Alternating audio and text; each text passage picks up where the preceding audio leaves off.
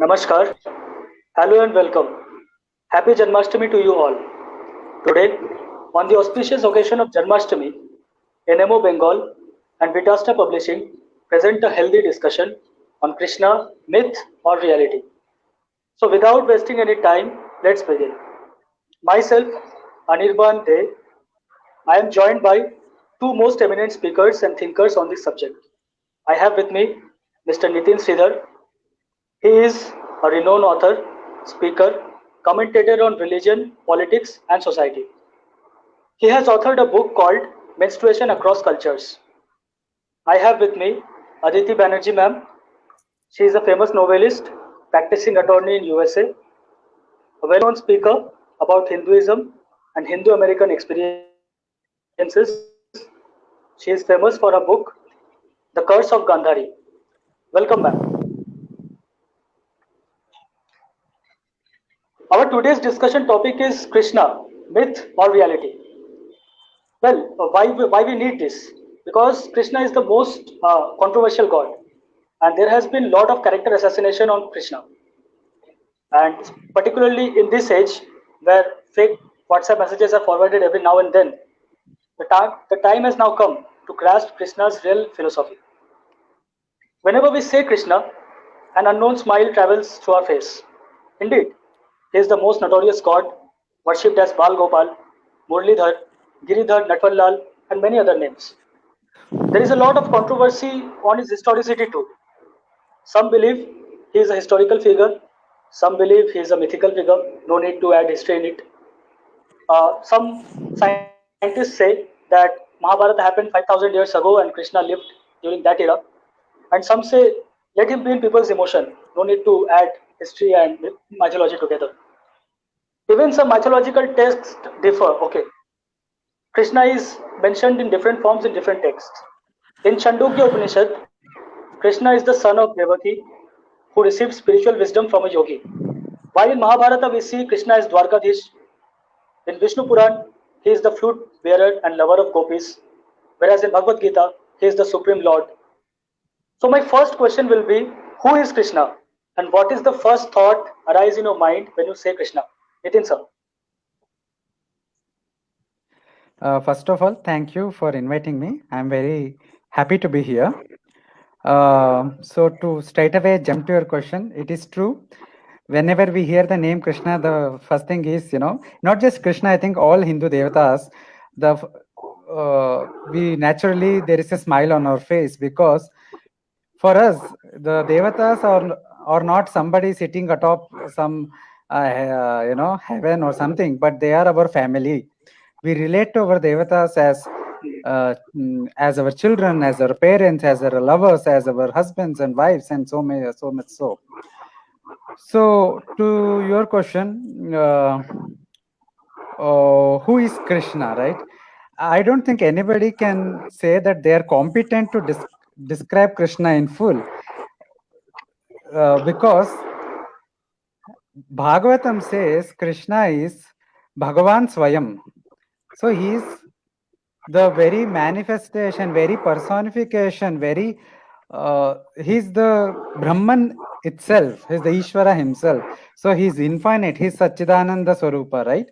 So, I mean, I know all these terms are a little bit, for those who are not familiar, it may sound heavy, but the point is, he's infinite. We cannot describe him in full. We can only try to describe him to our capacity, right? So, as you said, we know Krishna as a Venugopal, as Murari, as Jagat Guru in Krishna, as Yogeshwara. So many forms are there of Krishna, and different person connects with different forms. Some connect with his children form more, some with a form of a guru, right? So the point is, whatsoever form you connect, the Krishna is a reality. Krishna himself is reality, and Krishna alone is reality. The Brahman is the alone is reality. So all this, those who too much indulge in the questions of historicity, etc., they often miss this they miss the forest for the trees, I would say, because they miss the fact that it's not a question of historical truth or not. It is a question of what is real and what is unreal. And there is only one reality, one Nitya Vastu, that is one eternal entity, which is Brahman. And this Krishna, what we call as Krishna, is non-different from Brahman. It's a substratum of the universe. It's the only reality that exists. Very well, sir. Aditi ma'am, the same question goes to you. What is the first thought of Krishna when you say Krishna? How do you describe Krishna? Sure. First of all, namaste and happy Janmashtami to everyone. I'm very delighted to be part of this discussion with both of you. So the one word that comes to my mind when we say Krishna is Sampurna. So we know he is the Sampurna or complete total avatar. But I think it also describes the nature of Krishna in that he is infinite and he is everything. So we tend to, as both of you said, we tend to love him in parts. He's the child of Yashoda.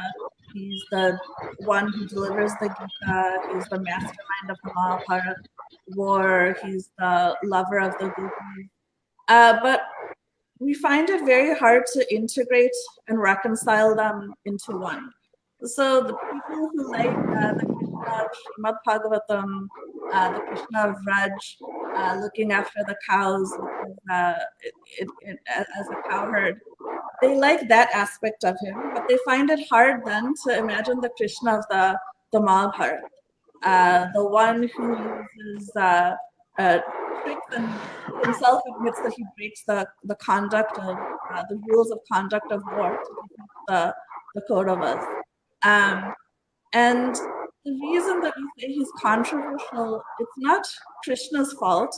The fault is our minds have become so petty and puny that we cannot conceive of him in the whole and in the total. And that's the whole point of Krishna. Why is he the avatar for this age? Because we live in an age where we have to be many things, where things are not black and white, where you cannot just be in Raj in an idyllic world and not know that also the battlefield is there in the next step. So we're unable to understand how you could have a Krishna who is so loving towards all the cows, deer, all the animals of Raj, and yet who exhorts Arjuna to fight a terrible war. Because we think the two cannot be. But the point is that he is upholding dharma with a capital D, which is situational, which means you don't get attached to any fixed positions or fixed views or fixed identity. In the moment, you do what is right for that moment, without concern, without restraint. And that's why he's the avatar for this age. That's why he's the Sampurna avatar. And instead of trying to resolve controversies that don't really exist, we have to make our minds prepared and ready to maybe not understand Krishna, but at least respect him and conceive of him as he was meant to be conceived and understood. Okay. My next question will be: is Krishna historical? Did he really walk upon this earth? And if so, what was the timing? In recent years, there has been a lot of discussion about the historicity of Mahabharata. There have been excavation of Dwarka by Professor B.B. Lal. He is the ex-chairperson of ASI, Archaeological Survey of India. Besides that, there have been a lot of research going on with the help of planetarium software, which predicts what would have been the astronomical situations of Mahabharata, which predicts that Krishna walked upon this earth around 3000 BC. But I know many people think that Krishna is in our emotions. There is no need to have historicity proved. So, what is your belief, Nitin sir? Okay. I would take a little time to answer it. So I have two answers. One is, you're right, there are a lot of researchers going on, a lot of people dedicating a lot of time. That we have found the lost city of Dwarka and the dating is pending, I think. And a lot of astronomical researchers, and no two-person actually agrees, right?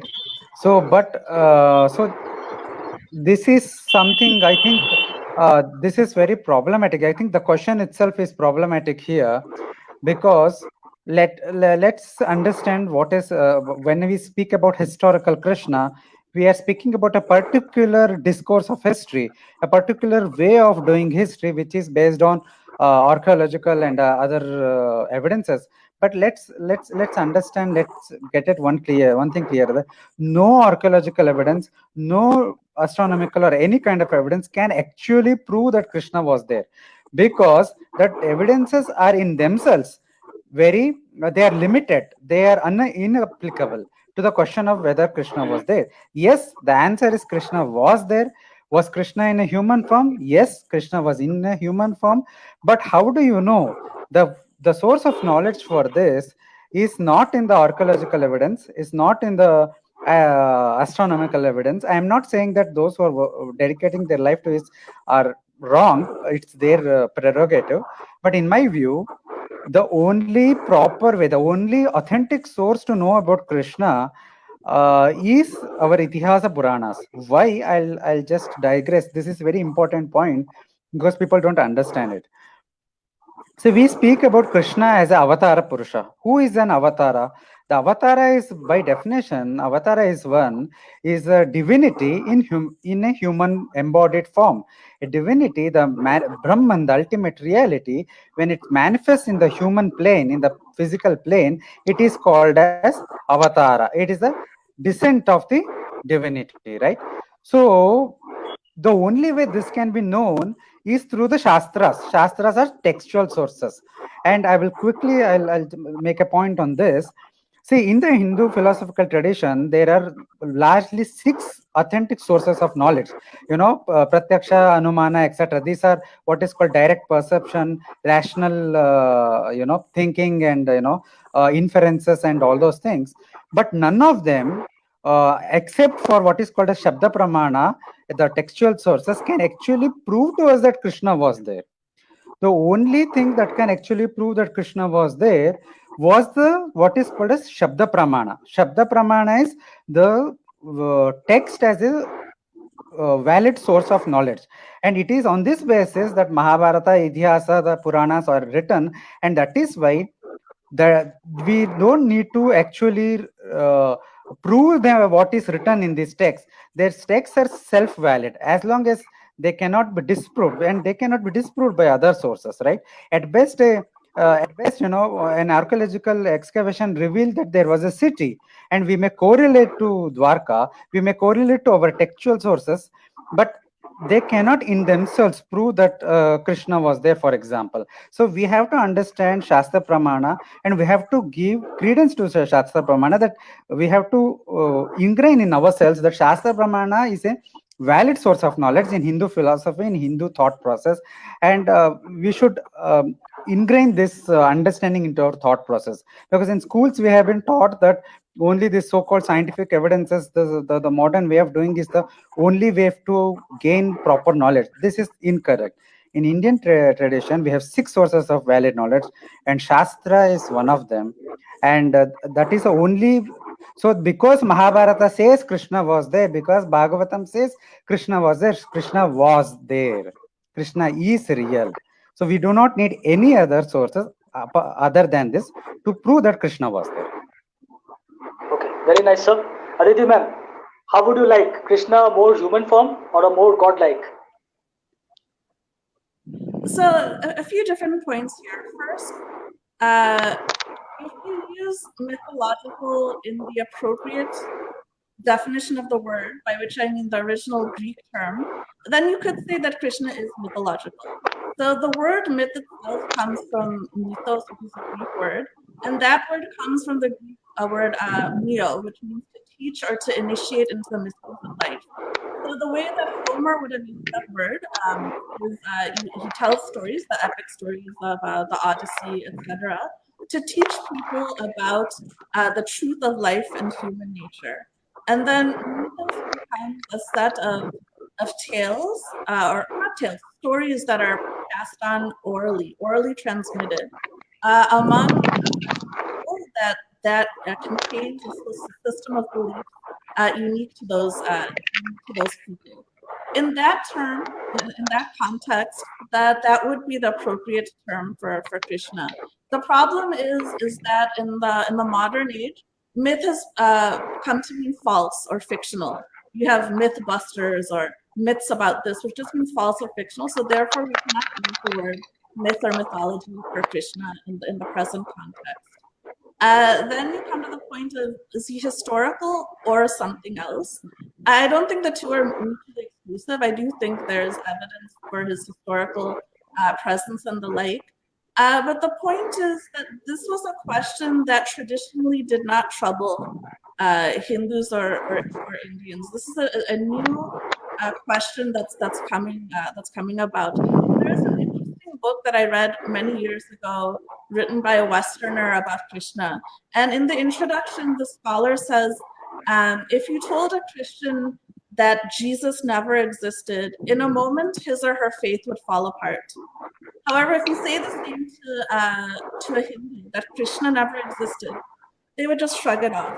And then she was marveling, how is it that after thousands of years of foreign rule, the Hindus haven't given up Krishna or Hinduism? She was saying this as if it's a bad thing. Of course, it's a good thing. So the reason is that our conception of what is real or what is false is not based on whether something happened in some finite period of time in the past. It's based on, is something nitya or is it anitya? And in fact, if something happened in the physical world that had a finite end, it happened in the past, then actually that means that thing is not nitya. It's transient, and it's not permanent. It's not eternal. So the way that we would judge reality is, can Krishna be real to you? So when Swami Vivekananda went to Sri Ramakrishna, he kept asking all of the religious leaders in Bengal at that time, have you seen God? And in that, the question is implicit: if you've seen him or her, then I will be able to as well. So the question we should ask is, can Krishna be real to us? Not just some story that I've read, but I know Krishna. He is as real to me as my family, even more so. And this is what our Shastras and what our tradition promises to us. If you follow the practices of bhakti, if you read the Puranas with Shraddha, then Krishna will become real to you. And not as a product of your emotion, the way if you read Harry Potter, I have a relationship with Harry Potter, but that's like a figment of some author's imagination. That's not going to transform my life. I'm not going to have a relationship with Harry Potter that is going to take me to moksha or make me grow and develop. So when we say real, what we mean is Krishna is real. If you do japa of Krishna's name, it will transform you. You will have a relationship with this devata, not just Krishna, but all of our devatas. And that is not just some figment of your imagination. People around you will be able to feel the presence of Krishna through your connection with him. It becomes reality, not just in your own head, but a living reality that others can also experience and benefit from, and that can be transmitted. And that is really the only question that traditionally mattered to us, and that is what we should focus on. Can I add one thing? Can I add one thing to what Aditi ji has said? So see, the lot of people think our texts are just like a fiction. She gave the example of Harry Potter. So Harry Potter or Lord of the Rings and all. See, that is not so, as she rightly pointed out. See, in a fiction or a fantasy is an account of one's imagination, but our Itihasa Puranas is a revelation of divine activities through the rishis. So it's a revelation as against imagination. Second point is, while in a fiction it's completely at the level of imagination, but in a Itihasa Purana genre, what it does is it breaks down the division between the objective reality, the transactional world, and the imaginary frame level of reality, the pratibhashika, what in Vedanta is called as Vyavaharika and Pratibhashika. It breaks down this wall between these and instead creates a text which itself is a universe. See, I am quoting Dr. Vishwa Adluri here, and he beautifully says the text like Mahabharata, it breaks down the wall between the transactional and the imaginary, and thus helping us to transcend both by recognizing that there is only one reality, the substratum of everything, which is Brahman. So for the Itihasa Purana, the reality, the why Itihasa Purana is true, it is because the truth or the reality is given by the manifestation of Brahman as Ishvara, as Devata, as various avatars in these texts. So it is not about historical accuracy or historical inaccuracy, but the concern here is the Itihasa Puranas are true because there is divine in it, because there is a descent of divine into the textual universe, because the texts make these divinities very near to us. It makes the pratyaksha, it makes our devatas pratyaksha, wherein we can interact with these devatas, and that is why our texts are real, and that is why the texts are shastra pramana, the valid source of knowledge. And because this mindset was very deeply ingrained in our tradition, we were not concerned with the so-called historical questions. It is only because in the last 200 years, the historicism, the particular narrative of historicism, particular way of doing history has gained currency, that today we are faced with these questions like Krishna myth or history, right? See, the 300 years back, if you had asked any bhakta on the street or any high-fi scholar who has studied the Bhagavata or a Shastra scholar or anybody, they would laugh at this question, because for them, that question is meaningless. The question is itself, you create a problem with a question and then try to solve that problem. Yeah, and just a short comment. Yeah, thank you. Okay. Let's take a simple question. On a lighter note, ma'am, Krishna is incomplete without Radha, and we see in earlier texts in Mahabharata there is no mention of Radha. After the Bhakti movement, we see Radha is being, administered with Krishna. Everywhere, Radha Krishna. They say Radha is Adha without Krishna, and Krishna is Adha without Radha. So, what's your take on it? Is Radha real? Yes. So this is the question that I see a lot, and it's a complicated question, and this is where, as Nithin was also saying earlier, if you don't have a clear framework for understanding these things, it can be very confusing. It can be very corrosive. So I will start in my own path, in my own sadhana. This was a question that used to trouble me a lot. Because it is true that if you read the Mahabharata, if you read the Srimad Bhagavatam talks about, does not talk about Radha. She's not specifically named there.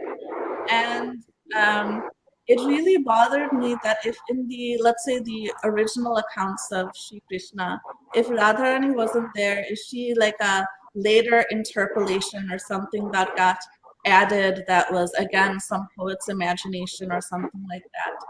And now you see there are a lot of people, just yesterday I saw discussions of this, who say, oh, we have to rescue the original Krishna from the later myth of Radha and things like that.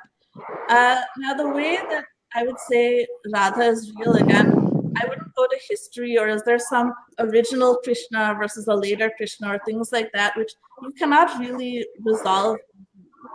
So there's the Shastras, there's the text, as Nithin was saying, and then there's also the Sampradaya and Paramparas, and then there's the Acharyas. So in my sadhana and in my bhakti, I can definitively say, yes, Radharani is real. That's not something I have faith in. I know that through the experience of my sadhana. She's very real for me. But now, how do I know that what I'm experiencing is itself a valid experience? To be valid, it shouldn't just be valid for myself. It should be repeatable for other people. It should have some independent legitimacy or validity. And the way that you know that is there are established sampradayas and paramparas that worship Radharani along with Krishna. And the bhaktas who follow those traditions also experience the sweetness of Radha Krishna. And it has taken them to the heights of spirituality. It hasn't degenerated into something sordid like some people allege. It has also taken them to the heights of bhakti. And Osho, Bhagwan Rajneesh, once said, and there's controversy about him, but he also said a lot of correct things. So he said, it may be, just to paraphrase him in his book on Krishna, he said, she may not have been there in the beginning, but now all that remains is Radha, and in the end, she will still be there. She will have outlasted them all. So that itself is a testament to her reality. And so if you look at there are revered acharyas, the sampradayas, paramparas that are ancient that also worship Radharani. If you go to Vraj, if you go to Vrindavan, the homeland of Shri Krishna, all you will hear is Radhe Radhe. So that is really all we need to know. That Radha is true and real. And I'll also say, for someone who's a genuine seeker, these kinds of debates in and of themselves can become very corrosive. So when I was first starting my sadhana, these kinds of questions or doubts really tormented me. And if I read something that attacked Radha, it really bothered me. And one thing we have to be careful of when we have debates is there's an intellectual debate that we should always have. We should always remember that at the other end there's someone whose sincere beliefs are at stake, and we must always be respectful and sensitive about that. Because as a bhakta, nama aparadha, or insults of the name or insults of the devatas, are extraordinarily damaging psychologically. And we have a responsibility in our discourse and dialogue to be very sensitive to and respectful of that. So that's what I would say. Okay, let's take the most controversial question. Everybody say Krishna is a womanizer. He married 16,000 wives. Okay, so let's take that question. We know that he's rescued those girls from Narkasur, the king of Pragjyotispur. But still, there are historians, there are critics who always say Krishna is a womanizer, and very badly they characterily assassinate Krishna. Okay. So Nitin sir, what's your take on this? Was Krishna a womanizer? See, if we have to, if the point is, these allegations come because of selective reading of the text. See, they are reading the text which Yes, sir. says Krishna took 16,000 wives, right? He basically actually saved them from the Rakshasa, right? Narakasura.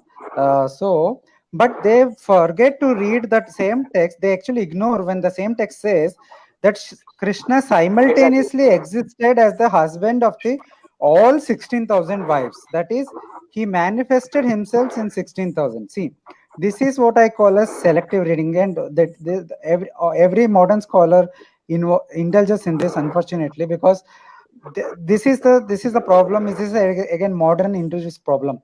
They try to divide the text into historical portion and mythological portion, and this division completely distorts the message of the text, completely distorts the essence of the text, right? See, we have only Mhm. one source of knowing what actually Krishna did or did not do. And that source is saying that Krishna married 16,000 wives. But the same source is also saying that he manifested in 16,000 forms and he was as a husband with each person, each of those wives, right? So as far as those individual ladies are concerned, they were living with Krishna. They had this husband-wife relationship. So when you understand it this from this perspective, the question of womanizer, the allegation simply falls away because Krishna is doing something amazing, something impossible to mortal humans. I and you cannot manifest ourselves in 10 different forms. Forget 16,000. We cannot manifest ourselves in 2 or 3 forms and marry people. Second point, even if we remove this, the Krishna manifesting in many forms, consider this monogamy. Krishna married the 16,000 women. He married them. The key is the vivaha, marriage. He did not keep them with him. So he is not a womanizer.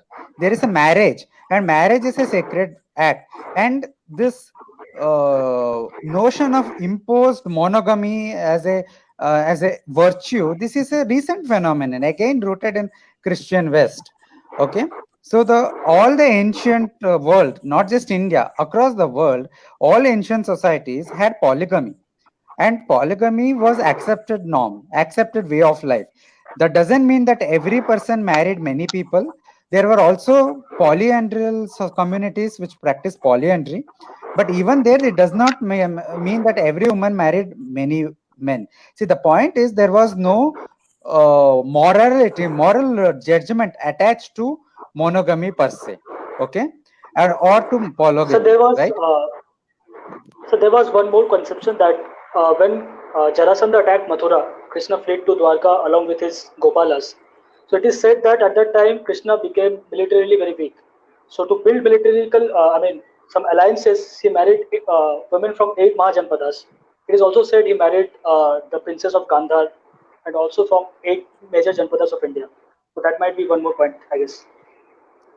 See, I was responding to 16,000 women that you said. See, of course, I mean, most of the political alliances, they had this political aspect. I mean, it was inevitable in a pre-colonial society. The kingship form of governance. You marry, but Krishna also married for love. So the point is, whether he married for love, he married for political ascendance, he married to save the women, he, being the Purushottama that he was, he did his marital duties to each of them, and he did it fully and he did it fully dedicatedly, and that Krishna alone could do. I think we should not make this issue into a one of morality at all. See, that is a wrong way of Exactly. reading the text. In Can fact, the I, right way of reading the text is to be mesmerized. Yes, yeah. can I add some thoughts? Go ahead. So if you say that did Krishna have multiple romantic relationships with different women, either the 16,100 wives or the in Vrindavan, as a factual matter, yes. Does that make him a womanizer? No, because a womanizer means I have lust or I have desire by which I need to have a lot of women, and I have this moha. Krishna had none. When it was time for him to go to Mathura and defeat Kamsa, he never looked back once at in Vrindavan. He never missed the gopis and said, "Oh, they must come to Dwaraka because I cannot live without them because I am being ruled by lust and desire." It was never like that. He's Sampurna. That means everyone is attracted to him. All the women that he had whatever romantic connection with, they wanted to be with Krishna, and because he's Sampurna, he was able to reciprocate that for them. It is actually a sign of the grace and love that Krishna has for his devotees, that in whatever form they wanted him to interact with them, he took that form, and he had no compunctions about that. That's not something that Sri Rama was able to do because his nature was different, and he was so monogamous that even after Sita was in the forest, he had to have a wife to sit for yajna rather than take a human wife, a second wife, as Vasishtha and others advised. He just had a pratima made, a statue of Sita made, and used that.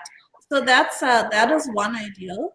And then the other ideal that you have is Krishna, who does not say no to anyone because he has no hang-up. And this is not driven by his desire. He's responding to what those around him needed and wanted from him.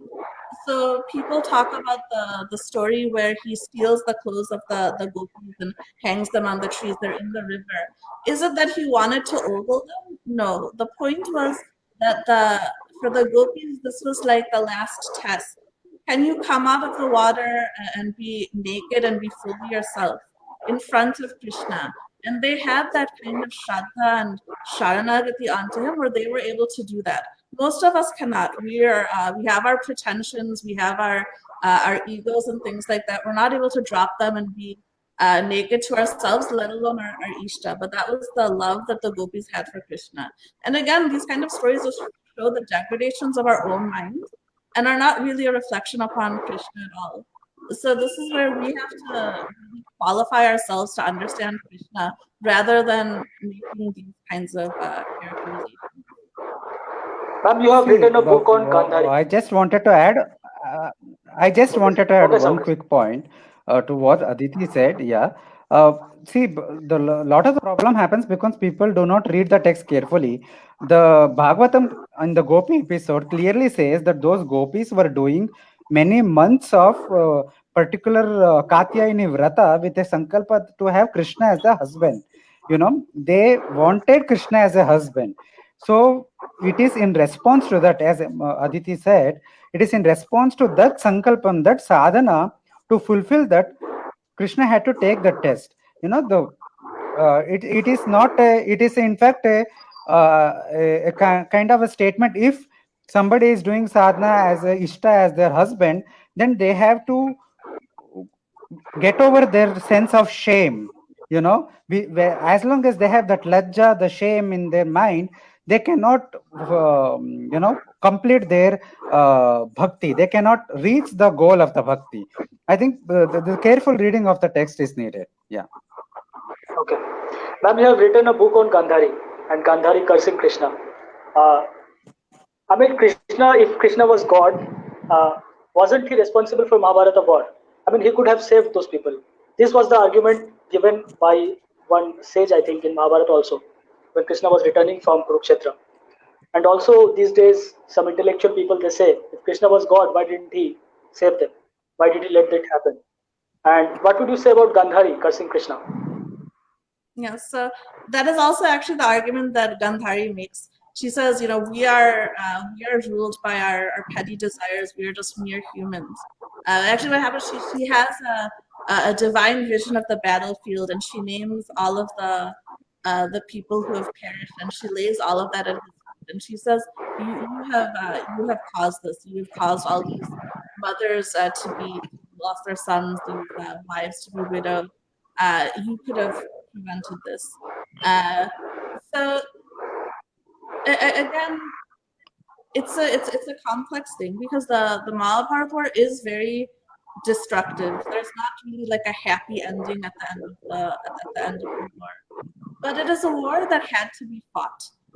Now it's not a war that had to be fought because there was some rift between cousins and there was a dispute over land and things like this. It's a dharma, and it is also the passing of the earth from the Dwapar Yuga to Kali Yuga. And there's also, so there are many different reasons that the war had to come to pass. One was on the simple thing of restoring righteousness in that particular situations within the Hindu. The other was to show that when Draupadi had been disrobed and humiliated and wronged in the court, and no one had stood for her, that had to be avenged. That could not be let to pass. And also that Arjuna in that moment, because of his attachment to his family, because it's not a glorious war in that moment. It's not something he wanted to fight, but he still had to do his swadharma. So these things are lessons for us on how we are to act in a world and in an age where things are much more gray than black and white. And also there's the idea that because the ages were changing, the great heroes and the giants of that age, like Katotkacha and others, they also had to be removed from Earth to basically usher in the new age, the way that in like Lord of the Rings, the the age of the elves goes to the age of men and things like that. So that was really Krishna's role. It's much more complex than just this argument. But he also accepts. So when Gandhari curses him, he accepts that curse because that actually fit in with his plans and what the eventual end of the Yadavas and everything was going to be. But he also turns it back to her and says, "Why are you cursing me when you yourself said that the war will be won by the righteous? So you yourself knew that your sons could never win this war. And I think the larger part of this is, yes, Krishna was the Sampurna avatar, but we still have karma, we still have our purushartha. And if you look at all the different variables that went into producing the war, it wasn't caused by Krishna. You could also say it was caused by Bhishma, when he made the vow that he would never marry and have children, which set up this whole succession problem to begin with. You can take any character from the Mahabharata and you can trace through the threads of their actions, their decisions, and all of that, which culminated in the war. So it's a much more nuanced and complicated question than simply to say, if Krishna was God, how did he allow this to happen? Because in our tradition, we still have free choice, we still have karma, we still have will over our decisions and our actions.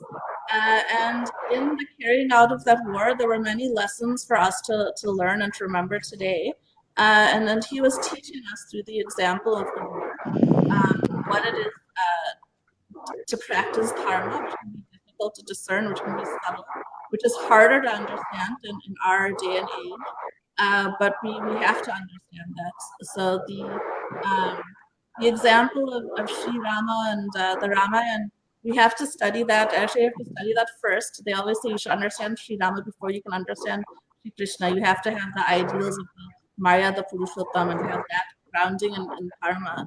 But then through the Mahabharata, the Krishna of the Mahabharata, you understand how much more nuanced and complicated that is, and then we have to be open to that as well. Nitin sir, if Krishna was God, why did he save Mahabharata war? Why did he let that many destruction, that many people to die? See, I think again, I would say those who make this argument, their question itself is framed wrong. See, they are imposing their expectation of what a so-called God should be on the Bhagavan. See, this is the problem. See, what is universe? Universe is not stagnant, right? So universe is a cycle of Shrishti, Sthiti, and Laya, right? The creation, maintenance, and Yes, sir. destruction. So it is a duty of Ishvara to as much destroy things as it is to create things or maintain things. Without destruction, there is no new creation, right? So so from this perspective, what Krishna did cannot be faulted at all, because he was doing what is right for the Srishti as a whole, and we cannot judge it based on our expectations that this has to go this way or that way, right? Secondly, Very if well, very you well. in the Mahabharata itself, Aditi, as Aditi said, one of the purposes of Krishna's avatara was to bring in the change of the yuga, and this change Yes. cannot happen without destruction. You build something new only by destroying what is existing. The existing institutions, the existing structure has to go. And there is, I think, there is a clear reference in the text which says that Krishna's one of the purpose was bharavatarana, to unburden the burden that the Bhumi was carrying, to lighten her burden. So one aspect of his purpose was definitely to bring in destruction, remove the unwanted elements, remove the Rakshasas, the Asuras that he killed in his childhood. Similarly, to to cause the destruction of the existing system. But but if we are speaking purely from a political sense, we see that in Mahabharata, Krishna does try to prevent the war.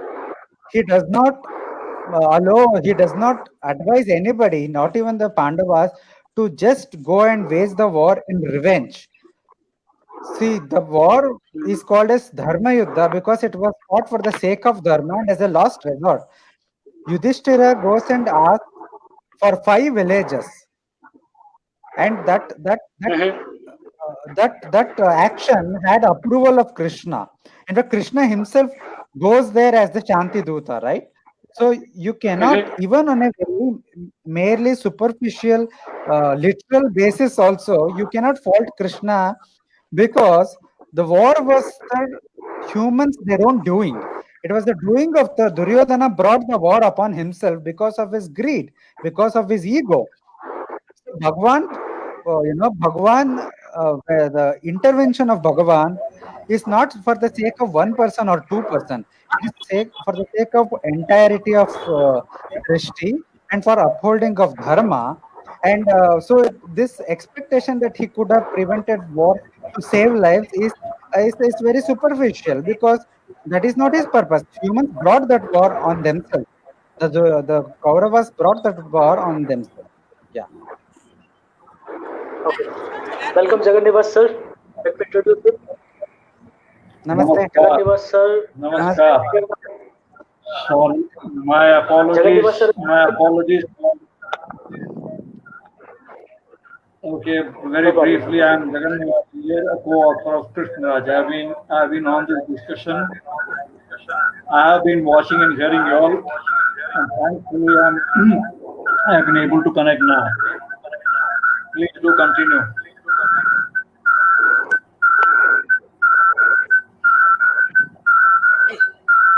Sir, some background noise is coming. Okay. Sir, you have written a book on Krishna Rajya. What is your thought on Krishna Rajya? Yes. And how is it different from Ram Rajya? And what should be your ideal, Krishna Rajya or Ram Rajya?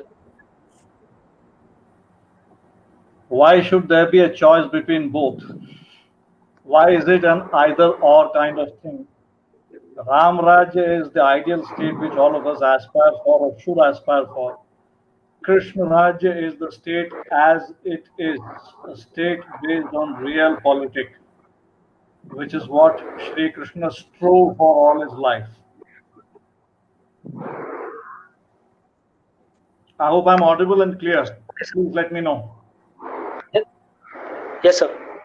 Everyone, I hope I'm audible and clear. Please do let me know. Yes, sir, you are audible. Okay. So there does not have to be Sir, a how do you choice see between Ram. Pardon, sorry. Okay. How do you see diplomacy of Krishna? How do I? Can you come again? How do you see diplomacy of Krishna? He's a good diplomat, you know. Well, the diplomacy of Krishna was based on, I'm sorry I've lost you all, Krishna's diplomacy was based on politics and statecraft as it existed, and as it had to be changed according to the tenets of Dharma. Very brief. That in brief was Krishna's diplomacy, which also included war. The need to make war or the need to go to war whenever necessary. Yes, sir, what do you think? Exaggerated history has become mythology, or mythology or history are two different things? Does this particularly apply to our itihas? Does this apply particularly to our itihas? I have to ask you. Is this in the No, sir. context I'm of... just arguing it. I'm just trying to present other perspective. People say that exaggerated history, I mean, wild fanaticism, wild imagination has become mythology. History plus 90% history, 10% history, and 90% fantasy becomes mythology. So, what's your take on this? My take on this is brief. One has to ask on what basis do we or others who have put these queries, on what basis do they posit these categorizations? What is the dividing line? What is the criterion for anyone to say, lay down a clear Lakshman Rekha between history and mythology? What the human mind today does not comprehend or does not want to comprehend is automatically pushed into the box of mythology. Why should we be accepting of that? Yeah, I want your responses. Okay, sir. So, let's see, in Puranas, in Ramayana, we see a man worshipping for 10,000 years. It is said that Ravana worshipped Lord Shiva for 10,000 years. And in Veda, we see a man lives 100 years. So, whom do we follow? Veda or Purana? So, Purana is imagination, and Veda is true. I mean, if you say logically. So, when logic comes, then this mythology thing. Go.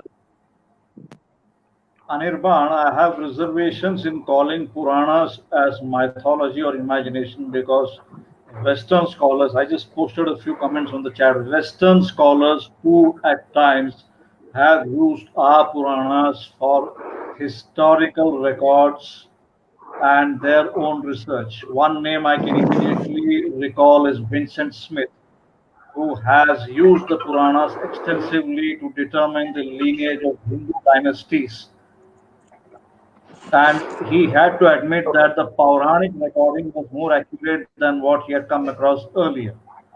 So Puranas are not all imagination. Yes, over the time, with a lot of storytelling, tale telling, some mythological or fictionalized or say overblown accounts would have crept in natural. But I refuse to dismiss them as imagination. There is much hidden in the Puranas as well. Anirban, can I also make one comment in response to your question? Please. So Yes, ma'am. Yes, ma'am. Yes, ma'am. Sure. there's also in Mimamsa this concept of what's called Arthavada. So when you read something like, for example, if you have like a falashruti of reciting a particular stotra and some of the benefits that are given, they may sound exaggerated to us, or like someone living for 10,000 or tens of thousands of years. But the idea is that that's meant to be taken perhaps not literally, but to understand a particular rasa or ethos from that, that gives a sense of that. So that's a concept that's used at least by some traditions within Hinduism to interpret those kinds of statements in the shastras. Let me also put this See, put it this way. I have one more comment. Please, It's Nitin. see, it's definitely possible to reconcile the versions of 100 years with the versions of 10,000 years. See, we need to bring in the concept of yuga, and without that, nothing in Hindu text makes sense. We have the four yugas, and human capacity in four yugas are different. Human ages in four yugas are different. Human True. intellectual capacities are different. Everything is different.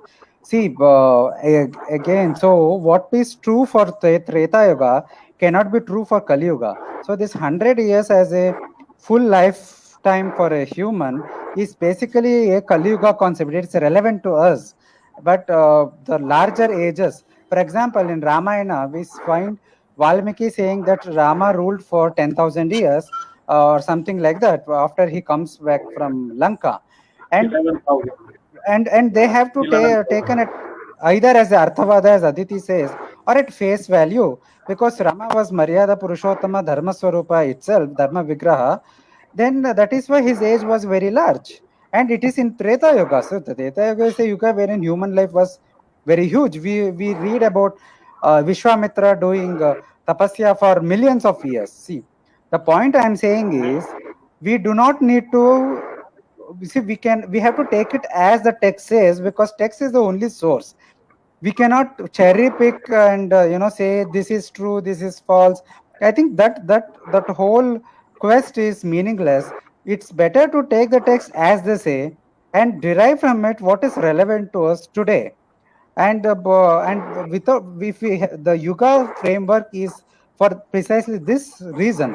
See, we cannot judge what was happening in Satya Yuga, for example, sitting here in Kali Yuga, because Satya Yuga was millions of years before us. So there is no way to actually examine it. Our historical methods, as I said, archaeology or whatever other fields you say, they cannot help us to conveniently answer this question. So what we are doing is, since in our present times we are seeing that human age is 60 years, 70 years, at best 100 years, that should have been true for other yogas also, which we do not know. We have no way to verify it, right? So I think there is needs to be a bit of skepticism to towards this aspect also, that we should not I, take presentism as the ultimate absolute truth. could I briefly interject, if it's okay? Hello. Yes, please. Could I briefly interject? Yes, go ahead, please. On Nathan's point, let me just take it further very briefly, just as the capability of our minds and intellect today to imagine what society was, say, even 500 years ago within this Kali Yuga is pretty restrained. I mean, we cannot conceive of how society lived and acted and conducted itself 400 to 500 years ago, which is not very long back. Our intellect in how time and dimensions were in those earlier yugas, earlier it was respectively Dwapar, Treta, and Satya in reverse order, is far more constrained. I'm sure all of you will agree. We are not even capable of imagining that, let alone comprehend. So these dimensions and measurements and calculations of whether it was 11 years or 11,000 years have to be taken in that context. Now, in the Western world or the Christian world, it is accepted as a fait accompli. God created the world in 6 days. I mean, who questions that? Simply accepted. Why? Neither geologically nor scientifically possible in any way. But then there it is. Exactly. So, Okay. Now, very personal question to all you. Okay. Iyer sir, I will start with you. Which form of please. Krishna do you like the most? Philosopher Krishna, diplomat Krishna, warrior Krishna, or cowherd Krishna? Which form you like the most? The Sudarshan Dhari Krishna, who encompasses very well. Krishna with Krishna, the wielder of the Sudarshan Chakra. That Krishna encompasses. Aditi ma'am. Yes, Aditi, go along. Ma'am, which Krishna you like the most? To me? Yes, sir. Yes, ma'am. Okay, so there's one particular form of Krishna that actually reconciles the Krishna of Raj with the Krishna of the Mahabharata, which is my favorite. So the story is that when the war started, there was a bird in Kurukshetra who had just given birth and was unable to fly away and leave her chicks behind. So Krishna saw the bird and the babies, and what he did is he left his shield on the battleground so that they could maybe not the shield. He left something on the battleground so that they could take shelter under that, and basically at the end of every day he would come and check on them to make sure they were fed, they were well cared for, and they were protected. So the idea that at the same time he was waging, or the mastermind behind this ruthless, terrible war, yet he was also able to so lovingly take care of these innocent, vulnerable little birds. To me, that combines together the different aspects of Krishna into a unified vision. So that for me is my favorite. Okay. Nithin sir, which Krishna do you like? Well, I feel a connection to 2 or 3 forms. One is the very small toddler, eating the butter, and one is Krishna with the gopikas. But if I have to take a name with which and of course Gita, Yogeshwar Krishna as well. But if I have to take a name of Krishna, which I deeply connect, is as Vasudeva. As somebody who is at the heart of the all beings, who is the innermost self. And I think at a very deeper level, I feel a connection to this form. But otherwise, yes, the baby Krishna is my favorite. The butter eating Krishna is my favorite. Okay. And Anirban. Yes, sir. Anirban, are you there? Coming back to Yes, your sir. question, Of course, Okay. everyone is entitled to connect to their favorite form of Krishna, but even as a toddler, in fact, before he even stepped out of his cradle and began crawling on the floor, which is what all babies do, even before that, he had taken out Putana. So even in his childhood, butter gulping, flute playing, cowherd Krishna with the That's sure. gopis and with his friends, he was still doing his job, the job he came to earth for. So he never lost track of that. Okay.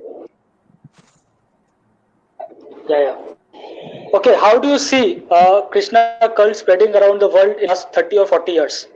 Do you think ISKCON has some contribution in it, or there has been a lot of awareness of other texts by other spiritual organization? How do you see ISKCON? Yes, sir. I have I have a pretty restrained and restricted view of ISKCON, although whatever awareness of Krishna has spread in the Western world, well, ISKCON has had a role, no doubt. But on a personal level, my view of ISKCON will be pretty restrained.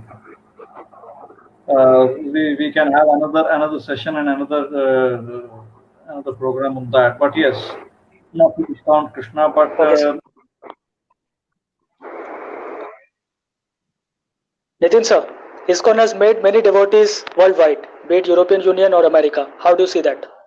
See, I think all institutions by nature they have their positives and negatives, right? So I, being an Advaitin myself, so I have a doctrinal differences with ISKCON's or Gaudiya Vaishnavas Achintya Bheda. But keeping that aside, doctrinal difference, ISKCON has done some fundamentally very good work outside of India, especially. And so, and even in India, they are doing some very good projects like Akshay Patra and all those things.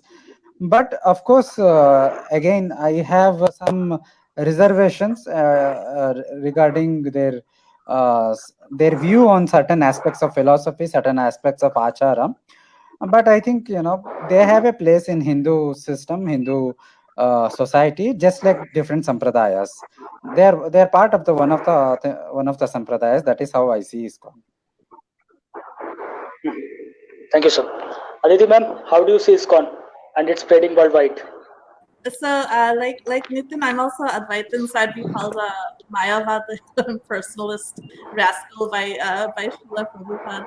But I am actually a big devotee of ISKCON. I can never belong to ISKCON because I have those same differences. I'm also Martha.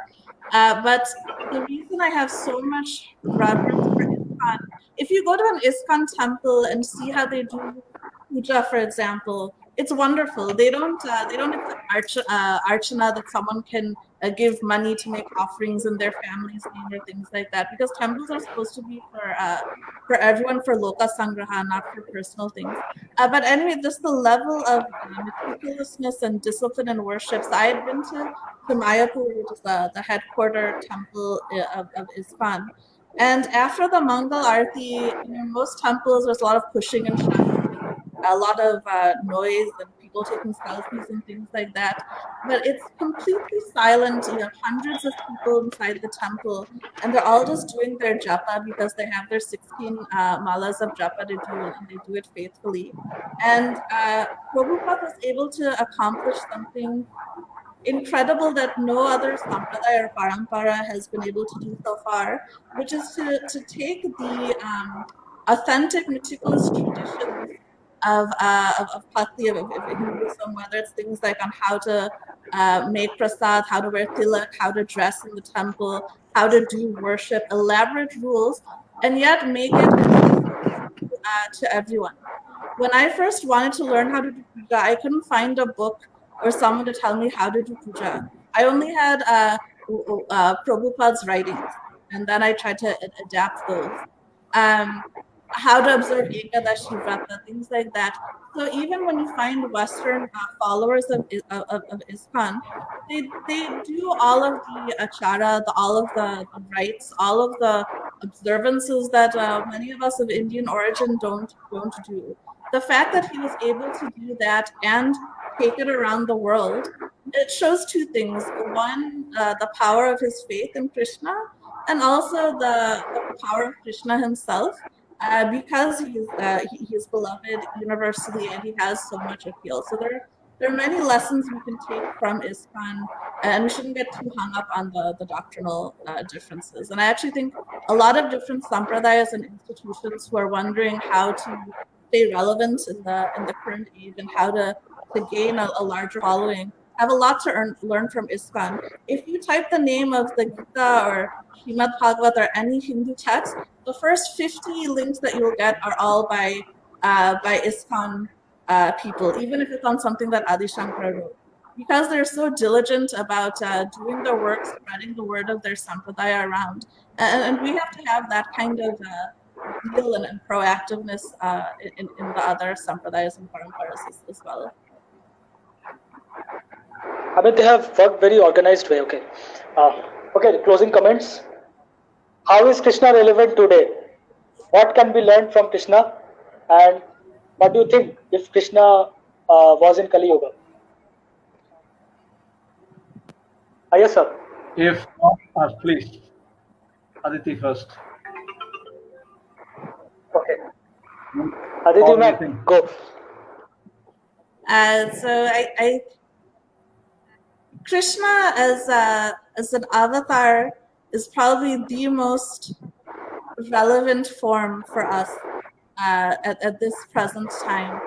Again, I go back to what I started with, in the idea of being sampurna, being complete, understanding what is to be done in the situation when, and not being judgmental about it.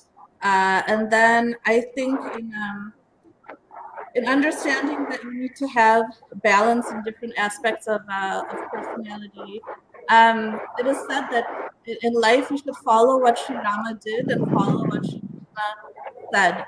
So while we need to study and follow and be devoted to Krishna, we shouldn't think that we're going to emulate his life, because there's no path of his that we can follow. But what you can understand from Krishna is what the essence of the Gita, and how nothing in life should be shunned.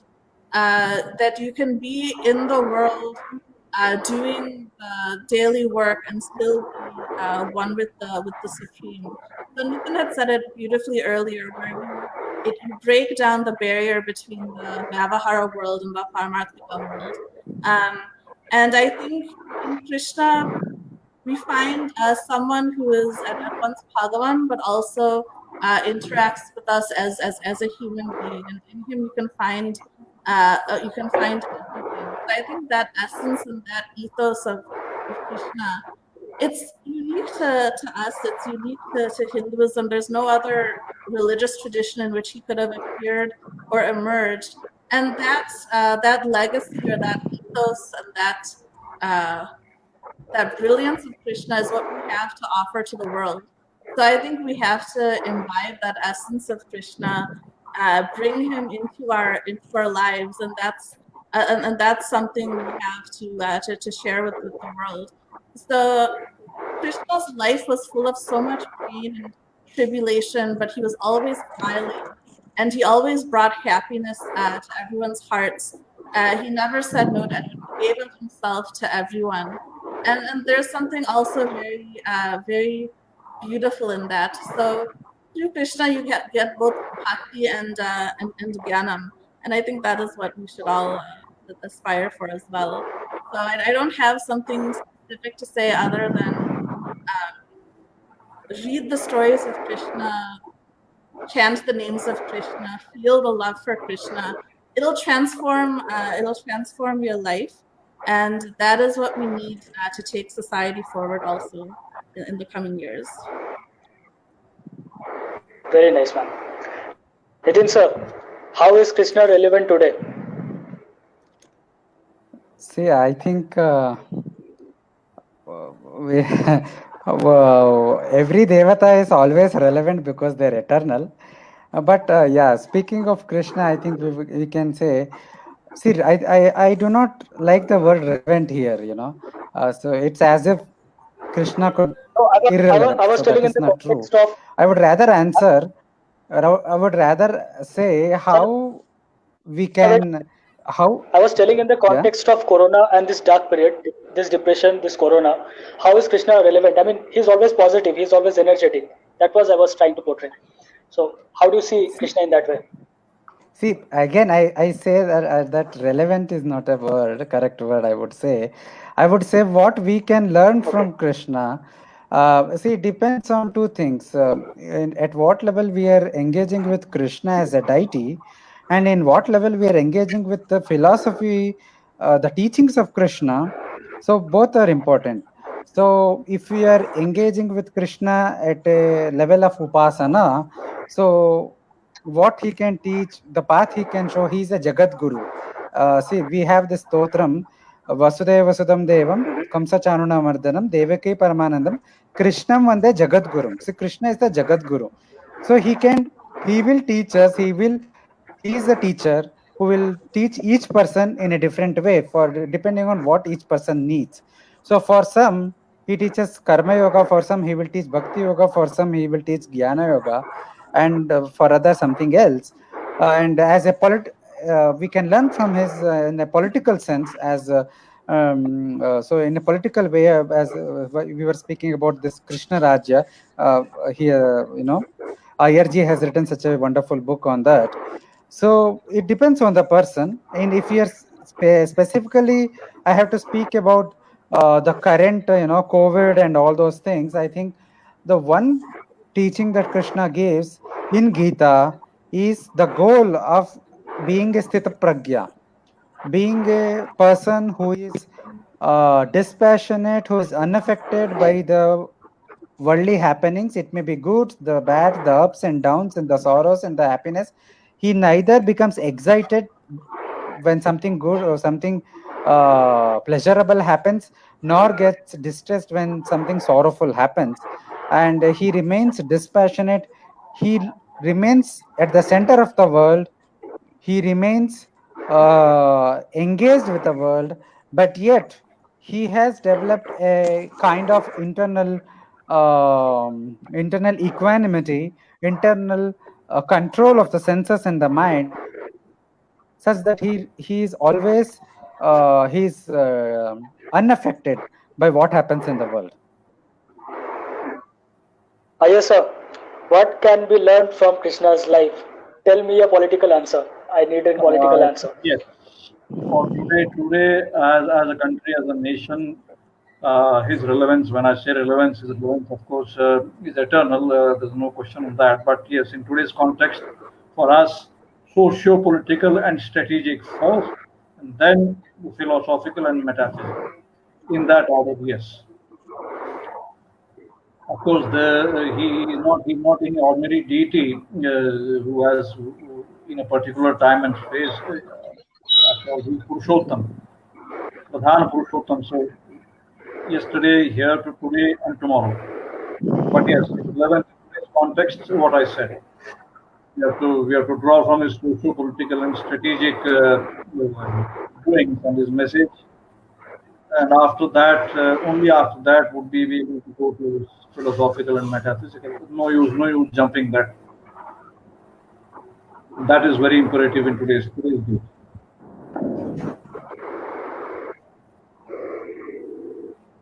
Okay. Thank you so much, Iyer sir, Nithin sir, Aditi ma'am. This was a mind-blowing session. Seriously. Anirban and Aditi, thank you all so much. Nice meeting you all. Nice connecting with you all. And I hope to be Thank you, sir. Thank you, in sir. touch with We you missed all. you, sir. Thank you. Thank you so much. And good night, all of you. Thank you so much. Good night, sir. This Janmashtami was mind-blowing Good night. session. I'm thankful to Vitasta Publishing for organizing this wonderful session, NMO Bengal for co-hosting this event, and Think Right for being the media partner. Once again, happy Janmashtami to you all. May Lord Krishna fill your lives with positivity. Stay healthy, stay safe. Hare Krishna. Hare Krishna. Hare Bol. Hare Krishna.